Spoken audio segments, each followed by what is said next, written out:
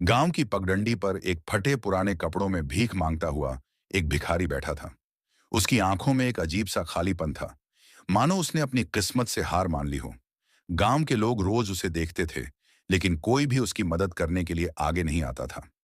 एक दिन गांव के एक बुजुर्ग संत वहां से गुजरे और भिखारी के पास जाकर रुके। संत ने मुस्कुराते हुए पूछा, बेटा, तुम हर दिन यहाँ क्यों बैठे रहते हो? भिखारी ने उदासी से जवाब दिया, बाबा, मेरी किस्मत ही खराब है, मैं कुछ कर नहीं सकता। संत ने जमीन से एक लकड़ी उठाई और कहा, अगर मैं इसे धारदार बना दूं तो क्या यह पेड़ काट सकती है? भिखारी ने कहा, नहीं बाबा, जब तक इसे कुल्हाड़ी में ना बदला जाए यह कुछ नहीं कर सकती।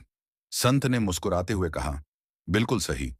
इसी तरह जब तक तुम अपनी सोच नहीं बदलोगे, तब तक तुम अपनी किस्मत नहीं बदल सकते। भिखारी ने हैरानी से पूछा, लेकिन मैं कैसे अपनी सोच बदल सकता हूं? संत बोले, छोटे छोटे कदम उठाओ, कुछ नया सीखो, मेहनत करो और खुद पर विश्वास रखो। भिखारी ने पहली बार अपने अंदर एक छोटी सी उम्मीद महसूस की। अगले दिन भिखारी ने भीख मांगने के बजाय गांव में काम ढूंढने की कोशिश की। एक किसान ने उसे अपने खेत में पानी देने का काम दे दिया। पहली बार भिखारी को एहसास हुआ कि मेहनत करने से आत्मसम्मान बढ़ता है।